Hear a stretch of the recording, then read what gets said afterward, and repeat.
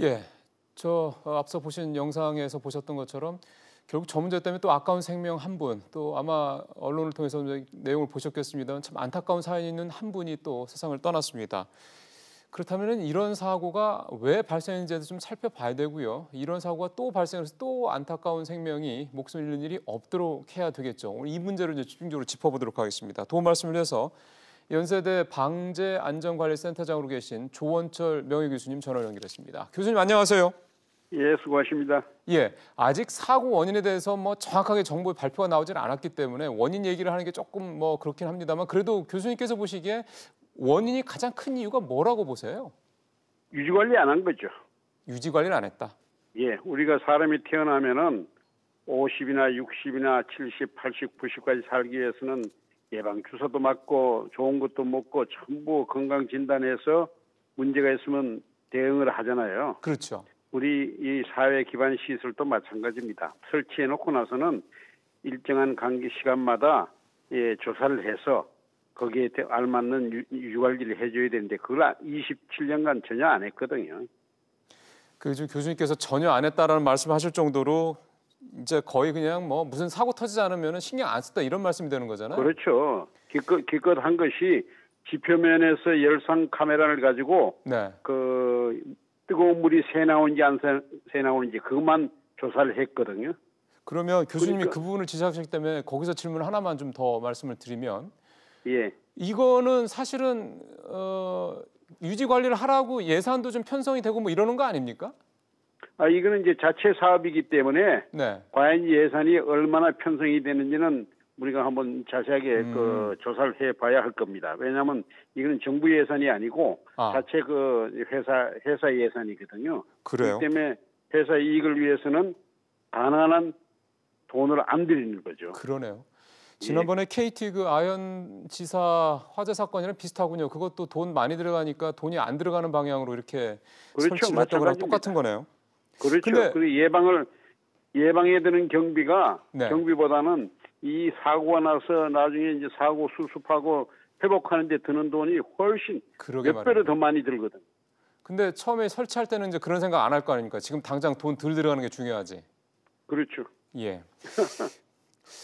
그러니까 어쨌든 이번에 파열된 게 노후배관이라는 얘기들을 많이 해서요. 지금 교수님께서 노후 언론에서 노후 그러는데 예. 가만 놔두면 사람도 태어나서부터 그냥 놔두면은 빨리 늙어버립니다.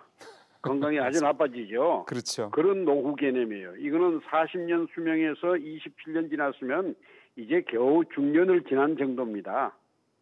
그러면 우리가 노후화했다고 하기에는 너무 이른 겁니다. 왜냐하면 왜 노후화가 됐냐면 관리를 안 했기 때문에 노후화가 된 겁니다. 무슨 말씀인지 알겠습니다. 교수님이 바라보시는 원인 분석이 지금 일부 보통 언론에서 다루는 접근 방식과 좀 다르게 보시는 건데 근데 어쨌든 그렇죠. 중요한 거는 관리를 안 한 게 이 백석역 인근만 관리를 안 한 건 아닐 테고 전국에서 다 관리 안 하고 있을 거 아닙니까? 다 마찬가지입니다. 600km가 넘는 이 열수관들이 거의 같은 패턴으로 회사 이익을 위해서 돈을 절약하기 위해서 그런 패턴으로 하고 있죠. 그에 대한 관리 규정이 명확하게 없습니다. 네, 그런데요. 교수님 하나만 좀 더 여쭤보면 지금 사고가 났는데 최근에 사고가 났는데 몇 군데를 제가 좀 조사한 거를 보니까 2016년도 3월에 송파구였고 올 2월과 3월에는 분당이었고 그다음에 이번에 백석동이었고 그렇죠. 보면은 이게 좀 특정적으로 좀 몰리는 느낌이 좀 들어서요. 이게 혹시 일기 신도시에 좀 집중된다든가 또는 강남에서도 잠실이나 송파 쪽에 집중된다든가 이렇게 연관성을 볼 수는 없습니까? 그렇게 연관성은 지을 수는 없고요. 이 앞으로 이제 전국에 보면 아파트 단지가 많이 지금 생기고 있지 않습니까? 그렇죠. 그 아파트 단지가 생기는 데는 전부 열병합으로 해서 이 온수를 공급을 하고 있거든요. 예. 그런데 이게 이제 앞으로 여러 군데서 터질 겁니다. 이 현재 상태 그대로 가면요. 그러면 예방 조처를 하지 않으면. 예. 대규모 아파트 단지가 들어서서 열병합 발전 방식으로 이렇게 온수를 공급하는 중앙에서 공급하는 방식이 있는 동네들은 다 이런 상황이 얼마든지 발생할 수 있다 이렇게 보시는 거죠. 그렇죠. 예. 그러면 이거는 아까 관리 문제를 지적을 하셨기 때문에요. 관리만 잘하면은 이 사고를 이제 미연에 방지할 수 있는 겁니까? 아니면은 일각에서 주장하는 대로 이 파이프를 다 갈아야 되는 겁니까? 아니, 관리를 잘 한다고 하는 게 뭐냐면 우리가 사람이 내시경을 넣어가지고 장 안에 어떤 상태인지를 알면은 그거에 대한 조처를 하잖아요. 사전에. 일이 벌어지기 전에. 예. 마찬가지로 관 안의 내부 상태를 들여다봐야 됩니다. 관 안의 내부 상태를 들여다보면 녹이 쓴 게 몇 미리 정도 두께로 녹이 쓰는지를 알 수가 있고 거기에 따라서 관이 얼마나 얇아졌는지를 우리가 알 수가 있거든요. 알 수가 있으면은 그거에 대처해서 꼭 너무 얇아졌으면 관을 교체할 수도 있고 부분적으로요. 또는 뭐 다른 것으로 이제 보강할 수 있는 방법들이 있으니까. 근데 관의 내부 상태를 들여다보지 않고는 이야기할 수 없는 거죠. 그러면 그 내부의 관을 들여다보는 방법은 결국은 땅을 파야 되는 거죠? 땅을 일일이 다 안 파고도 관 입구로 들어가면 되거든요. 요즘 로봇가 있습니다, 다.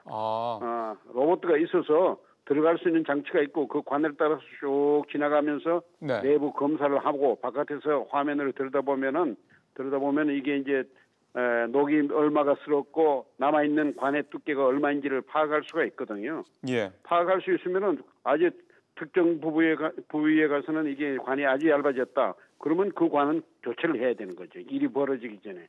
알겠습니다. 관이 아직 쓸만하다고 그러면 그대로 유지하면 되는 겁니다. 그러면 지금 교수님 말씀대로라면 굳이 땅을 파고 그래서 관을 직접 들여다보지 않아도 로봇을 이용해서 충분히 아주 큰 비용 없이도 지금 전체적으로 상태를 종합 점검할 수 있다는 말씀인 거죠? 그렇죠. 근데 이제 시간과 비용은 듭니다. 분명히. 아니, 그거는 안 들 수 없는 거죠. 그렇죠. 예. 예. 알겠습니다. 교수님 오늘 말씀 잘 마찬가지입니다. 들었습니다. 예. 지금까지 연대 조원철 방재관리센터장과 얘기 나눠봤습니다.